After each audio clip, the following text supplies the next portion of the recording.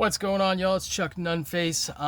Gonna look at something that I normally wouldn't look at for lots of different reasons. Not a knife from a company that I've ever had before, but we're gonna take a look at this one right here. This is the Artisan Cutlery Xcellerator, designed by U.S. American knife maker Mike Snowdy. Now, if you're not familiar with Mike Snowdy, he has been around in the industry for years and years, making custom knives. He's done work for gosh, I believe obviously Benchmade he's done work for. What are some of the other Blade Tech possibly? I can't remember some of the other companies. One of them's not around anymore. But yeah, he's done a lot of designing and made a lot of knives over the years, and he's primarily focused on being a custom knife maker at this point. But he did this design that Artisan Knives produced called the Xcellerator. It is a really interesting knife. It is a really interesting design, and it is not something that I would normally pick up. Now, if you have been watching this channel for any length of time, and if you haven't done so already, if you don't mind clicking that little button right there and subscribing to the channel, I certainly would appreciate it. But if you've been watching my channel for any length of time, you'll notice that I don't really review Chinese-made knives. All right. Lots of different reasons. It's not something that I would be opposed to doing, but basically I kind of review the things that I like and that I want to get, and unless somebody lets me borrow something, I'm probably not going to buy a Chinese knife. Now, there may be a lot of different reasons for that, but the main reason, just staying away from anything political or anything like that, the main reason is that I don't buy Chinese knives is I always end up selling them because they never really do anything for me. After a couple of weeks, I just find myself really bored with them. I find Chinese-made knives to, while being objectively very well made, being very good. I mean, you cannot argue that there are some excellent Chinese-made knives out there from companies like Rayot, from companies like Kaiser, Artisan Cutlery, We Knives, Kunwu's out there now. There's a ton of knives that are made in China that are really, really good. And just because something is made in America doesn't mean it's necessarily going to be better than something that's made in China. There's lots of other reasons for that. I don't want to get into that in this video. Maybe you'll chime in the comments on something like that. I don't know. Maybe I'll answer even. But all that being said, I just don't generally buy them because, in my opinion, they don't have any sort of soul. Now that's a kind of a silly thing to say. I realize that it's just an inanimate object, but they really don't have anything that does something for me on a visceral level, an emotional level that makes me go, oh yeah, that's awesome. That's great. When I handle the Strider SMF, I say to myself, I really like that. Is this objectively, through fit and finish and everything else, better than this? That's a matter of opinion in some cases. I mean, it does have better materials, but more on that later. But it doesn't make, this knife doesn't make me, or generally I should say Chinese knives they don't give me that feeling. And I always end up selling them really usually in under a month. I mean, I tend to flip knives pretty quickly anyway, just because I want to have a lot of variety, and I can't, as much as I would love to keep more knives that I collect or that I get and just keep them in the collection, it's just not financially possible for me to do so. So if I want new stuff, I got to sell the old stuff. All that being said, this knife really grabbed my attention. First of all, I do like Mike Snowdy's designs. I do think they're very cool. And I also just like the way this was. I loved the way it looked. I love the blade shape. I like the materials in general. I like that micarta right there. Titanium clip. It does have steel liners, and the blade steel is, maybe a little bit less than super high quality. That AR RPM 9, which is Artisan Cutlery's proprietary blade steel. All that being said, I just really kind of gravitated towards the Gravitator. That's another one of Mike Snowdy's designs. It's an old Benchmade design. Anyway, I really just kind of gravitated towards this knife. I thought it was really cool. It's big. Normally at this point in the video, I've already done size comparisons. I haven't done that in this video yet, but there it is against the Ontario Rat number 1. So it's going to be bigger than the Rat number 1 in pretty much every regard. Handle length, blade length. And there is the Spyderco Native 5. So it is going to be clearly bigger than Native 5, goes without saying. Let's see. Here it is with the venerable Buck 110. So not too far off in size from the Buck 110. About the same blade length, maybe just a hair longer. But overall, it's going to be about 3/4 of an inch longer than the Buck 110. So that's not a small knife. Spartan Harsey folder, it's about the same length as the Spartan Harsey folder. Same blade length, maybe the Spartan Harsey folder is just a hair longer than the Xcellerator, but it ain't by much. So pretty much the same as the Harsey folder. And hey, you know what, that we already seen the Strider SMF. Gonna be about the same blade length as the SMF, maybe just a smidge longer, maybe about right about the same as the SMF. And you know, really very similar in size to the Strider SMF, to be honest with you. And so I've got it on me right there. We'll go ahead and do against the Grimsmo Norseman. It's clearly bigger than the Grimsmo, not the Norseman, the Rask. Clearly bigger than the Rask. It goes without saying.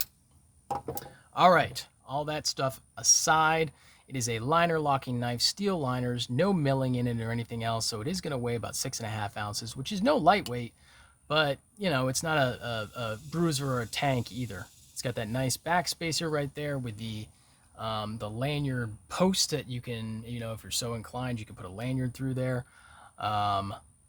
Pivot, domed pivot, which looks good, and pivot collars. I believe it's going to be anodized brass or copper. I don't think that's actual brass, but it's going to have the same anodization on the back spacer here. It could be titanium. It could be aluminum. I'm leaning towards titanium, but you know what? I'm not 100% sure. It's probably titanium. Then it's got a titanium pocket clip as well. And it's got Mike Snowdy's $ pay me logo right there, with just a couple of screws and really nice black micarta. The micarta is smooth, but it's not slippery. It's not polished, but it's not that kind of couch feeling, rough, unfinished micarta. It's gone over with a heavy belt, and it looks good and it feels good. And so I was pretty stoked to actually pick this up. The blade steel, that AR RPM 9, it's probably going to be similar to that 9C, what is it, 9CR 14 MOV. It's a budget knife steel. It's not a world-beating steel by any stretch of the imagination. I have not really used this too heavily. I have sharpened it, however, because it wasn't all that great out of the factory edge. So I did sharpen it on the KME. It was pretty easy to go ahead and sharpen it. The grind is even, you know, no complaints on the grind. They did a good job. I didn't have to compensate or have one bevel that was a lot bigger than the other bevel when I resharpened it. So that's always a nice thing. Nicely chamfered right here on the opening hole. Nicely chamfered. The micarta is nicely chamfered. The lock bar relief is done very well. And the lock bar itself, the liner, that's nicely chamfered as well. It's no hot spots. It's not hard to access. All in all, very, very good. You know, for a knife that costs less than $100, you could do a lot worse than this knife right here. I would say probably the biggest downside of this knife is just the steel. That AR RPM 9. I mean, it's there's no hiding from the fact that it's a budget steel, but when you're looking at a budget knife, I mean, it's less than $100, and I think this is a real contender in that price point, that $100 category. I mean, you could do a heck of a lot worse than this.